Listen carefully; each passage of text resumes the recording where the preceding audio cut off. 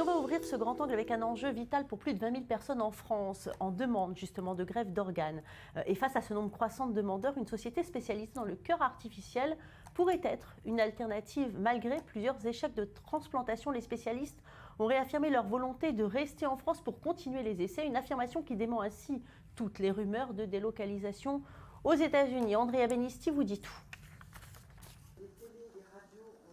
Si certains s'attendaient à voir ce fleuron français des transplantations cardiaques se délocaliser vers les États-Unis, Carmat dément fermement. La société momentanément paralysée ne s'avoue pas vaincue. L'objectif, pouvoir un jour proposer le premier cœur artificiel capable d'adapter son débit automatiquement. La régulation, c'est donc l'adaptation du cœur en permanence à la situation dans laquelle il est. C'est ce que vous faites en ce moment, c'est ce que je fais en ce moment. Mon cœur s'adapte en permanence à la situation dans laquelle je suis. Là, je suis debout, je ne fais pas de sport, voilà. Mais si on se mettait à faire du sport, à courir, mon cœur s'adapte, augmente son débit. Eh bien, cette autorégulation, c'est sûr que c'est quelque chose de spécifique à cette prothèse et de très novateur et qui rentre dans ce qu'on appelle la rupture technologique, effectivement. Ouais. La société française, spécialisée dans la transplantation de cœur pour des patients en phase terminale, en est à son 5e essai, 5e tentative, soldée par un échec. Le patient est décédé à la mi-octobre, près de 2 mois après l'opération, des suites d'une mauvaise manipulation malgré les résultats encourageants. C'est un problème de manipulation des batteries par le patient lui-même.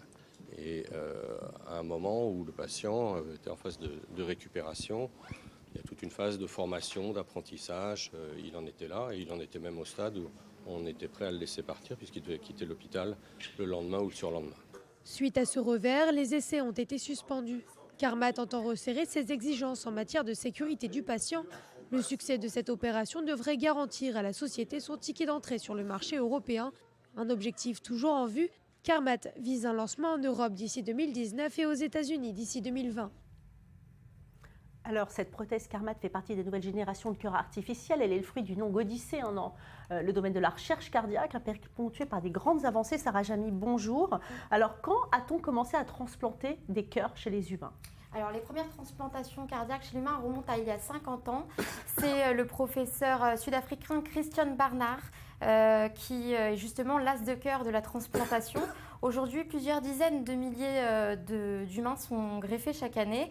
Mais ce n'a pas toujours été monnaie courante puisque le cœur, symbole de la vie, a longtemps été tenu à l'écart des prouesses médicales.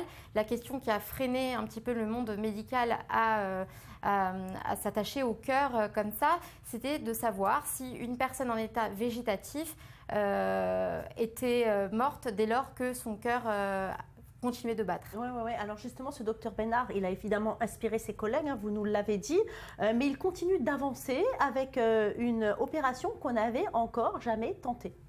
Oui, alors il a inspiré du coup le professeur Cabrol qui s'est lancé dans la première greffe double, c'est-à-dire le cœur-poumon à l'hôpital de la Pitié-Salpêtrière.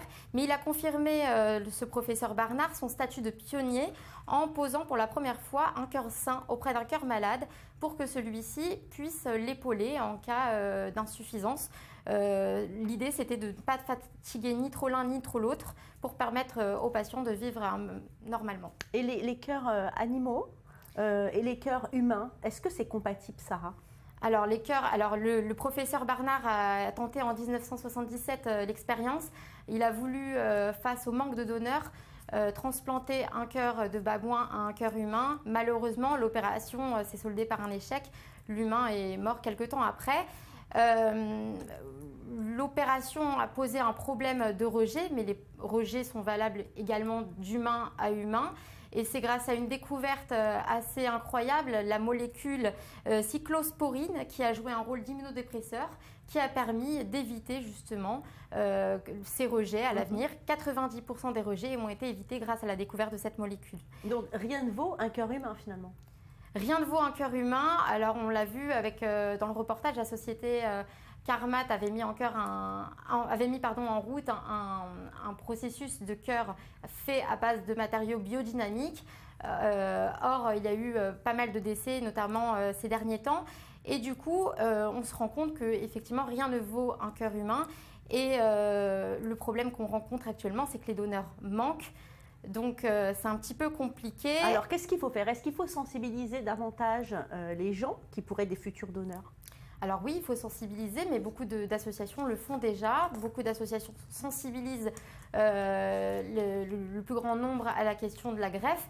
Mais là où se situe l'espoir, en fait, c'est que, en fait, ce qui se passe, c'est qu'en France actuellement, depuis peu, on est donneur malgré soi. C'est-à-dire que donneur de fait. C'est-à-dire que si on ne signale pas qu'on n'est pas donneur, on est donneur de fait. Exactement. Mais c'est compliqué encore pour des familles endeuillées de dire oui, je veux bien donner le cœur d'un proche. Ouais. Voilà, donc c'est très compliqué, mais on l'a vu la semaine dernière sur notre plateau, on a parlé d'une avancée assez incroyable qui est l'imprimante 3D. On a vu que ça pouvait recréer en fait des cellules de la peau. On se pose maintenant la question si du tissu humain est potentiellement faisable avec cette imprimante 3D, pourquoi ne pas l'étendre dans l'avenir à un cœur humain? Et cette fois-ci, ça exclurait tout problème de rejet puisque les cellules qui seraient utilisées pour créer ce cœur seraient les cœurs du patient malade. Les cellules de souche. Merci beaucoup Sarah. Et puis grâce justement aux avancées déjà réalisées dans le domaine de la transplantation cardiaque, une Brésilienne a pu se voir transplanter un cœur olympique, celui d'un grand sportif allemand de canoë-kayak qui est mort dans un accident de voiture pendant les derniers Jeux olympiques à Rio. Quelques mois après la transplantation, cette femme se livre. Julie Ebeau. Yvonnette Baltazar, brésilienne âgée de 66 ans, porte automatiquement la main sur le cœur transplanté d'un entraîneur olympique allemand qui bat fort. Ancienne fumeuse, cette sexagénaire a failli mourir des suites d'un infarctus en novembre 2012. Son cœur s'était presque arrêté. En 2015, elle intègre la liste d'attente pour une greffe de cœur à la 8e place. S'ensuit une série d'examens pour confirmer son admission. Après 1 an d'attente, elle perd tout espoir. Yvonnette reçoit alors un appel. Stefan Hans, ancien champion du monde de canoë, décède à l'âge de 35 ans dans un accident de la route à bord d'un taxi à Rio. 3 mois et demi après la transplantation, bien que l'impressionnante cicatrice qui parcourt son thorax commence à s'estomper, l'émotion la submerge quand elle pense à cet inconnu à qui elle doit la vie. Les battements de cœur sont plus forts avec ce nouveau cœur. Je peux sentir des choses que je ne ressentais pas avant. Je ne sentais pas battre mon ancien cœur, mais celui-là, je le sens bien. Je me sens revivre, je sens que je peux à nouveau vivre une vie normale. Même si elle éprouve encore des difficultés pour manger et que son système immunitaire est encore fragile, Yvonnette Baltazar se remet rapidement et prévoit même de participer l'an prochain à une course avec d'autres personnes ayant subi une greffe dans le but de rendre hommage à son donneur, sportif de haut niveau. C'est une façon d'honorer son nom. On m'a demandé si je voulais faire du canoë-kayak et j'ai dit oui. J'espérais être en mesure d'en faire un jour et il faut que j'essaye et là, je peux essayer. Aujourd'hui, son regard sur la vie a changé. Elle a arrêté de fumer, elle veut faire du sport, mais rêve avant tout de choses simples, de voir ses petits-enfants grandir et se fait la promesse de prendre soin de son cœur. Bonjour Julie Ebeau, une bien belle histoire que vous nous avez racontée. On va maintenant partir un petit peu plus au nord, aux États-Unis, direction Seattle, plus exactement. Donc on a beaucoup parlé des progrès médicaux concernant les transplantations. Vous avez eu envie de nous parler du transport, justement des dons d'organes. Transporter des cœurs pour maximiser justement ces transplantations, est-ce que c'est possible?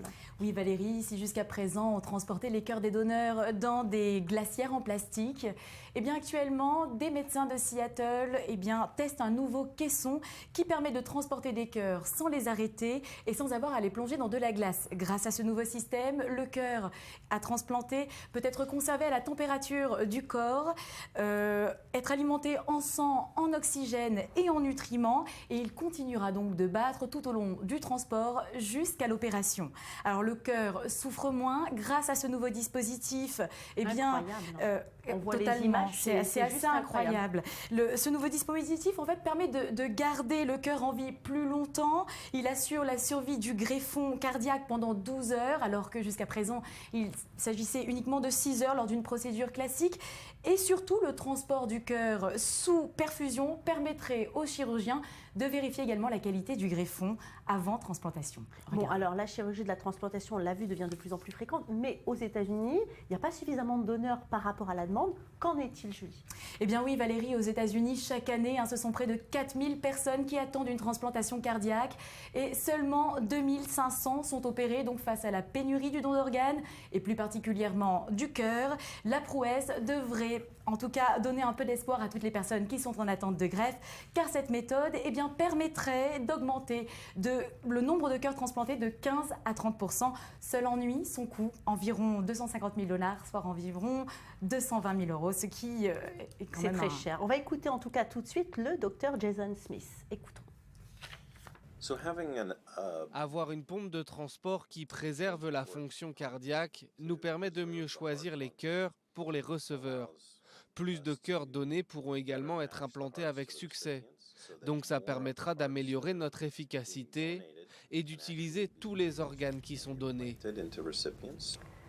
Merci Julie, merci Sarah. Et les transplantations de cœur sont le plus souvent des opérations qui sont coûteuses. On l'a vu avec vous Julie Ebo, et donc inaccessibles aux patients pauvres, mais pas au Pakistan où des millions de personnes voyagent jusqu'à la ville de Karachi pour se faire greffer un organe ou bien suivre des séances de dialyse, et ce, gratuitement. Regardez. Ils viennent de loin pour être soignés dans ce centre de transplantation à Karachi, au Pakistan. Trop pauvres pour se payer un médecin, des centaines de milliers de malades sont traités gratuitement ici chaque année. Tout ça, c'est grâce à cet homme. Chirurgien de formation, le docteur Rizvi a consacré sa vie à pallier le manque d'accès aux soins. Le Pakistan dépense une toute petite fraction de son PIB sur la santé et l'éducation. 0,8% ou quelque chose comme cela. Ce n'est vraiment pas une priorité.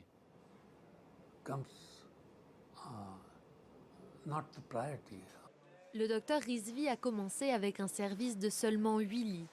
C'est devenu l'une des plus grandes structures de transplantation en Asie du Sud et des millions de personnes y ont été traitées depuis les années 70. 30% du budget vient désormais du gouvernement, le reste de donations. Ici, tous les malades sont traités de la même façon, qu'ils soient VIP ou criminels.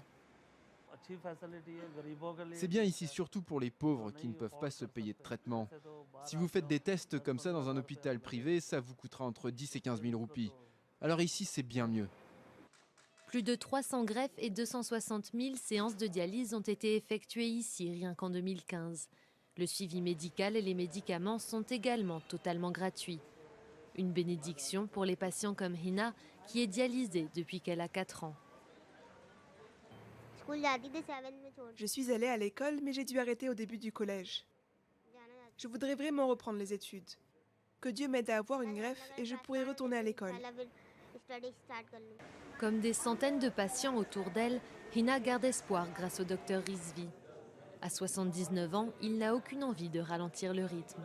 La retraite est hors de question, il prévoit au contraire de s'attaquer à un nouvel ennemi, le cancer.